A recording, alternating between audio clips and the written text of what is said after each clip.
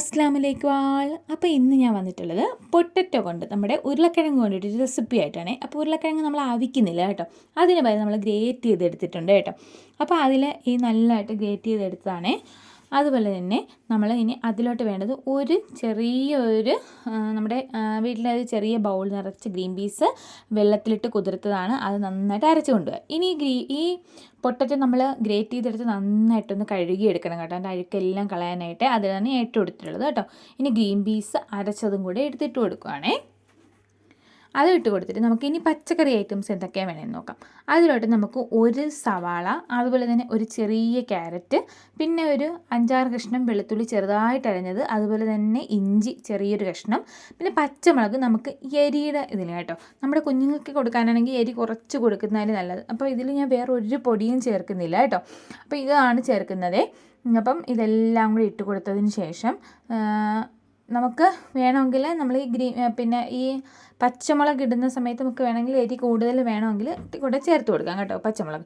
ഈ ഇതിലോട്ട് വേണ്ടത് ഒരു മുട്ടയാണേ. അപ്പോൾ ആ ഒരു മുട്ടയും കൂടെ നമ്മൾ പൊട്ടിച്ചൊഴിച്ച് കൊടുക്കുകയാണ് കേട്ടോ. അതിനുശേഷം നമ്മൾ ഇതിലോട്ട് ഇനി നമുക്ക് വേണ്ടത് ഒരു 2 ടേബിൾ സ്പൂൺ അളവിൽ മൈദപ്പൊടിയാണേ. അപ്പം മൈദപ്പൊടി കുറച്ച് മാത്രമേ നമ്മൾ ചേർക്കുന്നുള്ളൂ. അപ്പോൾ 2 ടേബിൾ സ്പൂൺ മാത്രമേ നമ്മളിവിടെ ചേർക്കുന്നുള്ളൂ. ഇനി ഇതിലോട്ട് വേണ്ടത് നമുക്ക് ആവശ്യത്തിന് ഉപ്പും കൂടെ ചേർത്ത് കൊടുത്തിട്ട് നന്നായിട്ടൊന്ന് മിക്സ് ചെയ്തെടുക്കുകയാണ് വേണ്ടത് കേട്ടോ. അപ്പോൾ നമ്മൾ ഇത് മിക്സാക്കുന്ന സമയത്ത് ഇതിൽ ഒരു തരി പോലും വെള്ളം ഒഴിക്കേണ്ട ആവശ്യമില്ല, ഒരു തുള്ളി പോലും വെള്ളം ഒഴിക്കേണ്ട ആവശ്യമില്ല. കാരണം എന്ന് വെച്ച് കഴിഞ്ഞാൽ ഇതിൽ പൊട്ടറ്റോ നമ്മൾ കഴുകിയെടുത്തതാണ്, അതുകൊണ്ട് തന്നെ അതിൽ വെള്ളം ഉണ്ടാവും. ഗ്രീൻ പീസ് പിന്നെ മുട്ട ഇതെല്ലാം കൂടെ വെള്ളം ഉണ്ടാവും. ഇനി നമുക്ക് ഇതിലോട്ട് ചേർത്ത് കൊടുക്കാനുള്ളത് നമ്മുടെ ഗോതമ്പ് പൊടി, ഒരു 4 ടേബിൾ സ്പൂൺ ഗോതമ്പ് പൊടിയാണ് ഇട്ട് കൊടുക്കേണ്ടത്.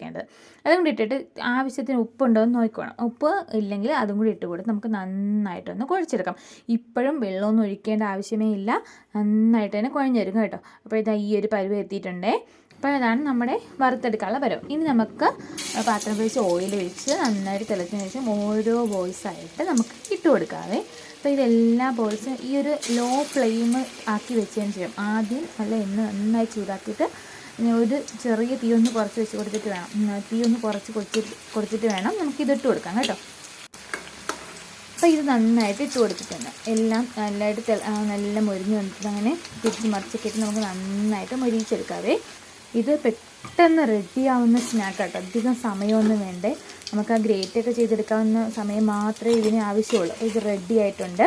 അപ്പോൾ നമുക്കിത് ബൗളിലോട്ട് മാറ്റാം. അപ്പോൾ നമ്മുടെ റെസിപ്പി ഇവിടെ റെഡി ആയിട്ടുണ്ട്. ഇത് കുഞ്ഞുമക്കൾക്ക് ഇഷ്ടപ്പെടും. എൻ്റെ മോക്കൊക്കെ നല്ല ഈ ടേസ്റ്റി റെസിപ്പി എന്ന് വെച്ചാൽ നിങ്ങളിതൊന്ന് ഉണ്ടാക്കി ഒന്ന് കഴിച്ച് നോക്കിയാൽ നല്ല ടേസ്റ്റി റെസിപ്പി. ഇതിൻ്റെ കൂടെ ടൊമാറ്റോ സോസും കൂടെ ഒഴിച്ച് നല്ല കൂടുതലും ടേസ്റ്റിയാണ് കേട്ടോ. അപ്പോൾ നിങ്ങൾക്ക് എല്ലാവർക്കും ഈ വീഡിയോ ഇഷ്ടമായി ഒന്ന് സബ്സ്ക്രൈബ് ചെയ്തേക്കണം, അതുപോലെ ലൈക്കും ഷെയറും ചെയ്തേക്കണം. ഇനി ഒരു അടുത്ത വീഡിയോ ആയിട്ട് വരാം.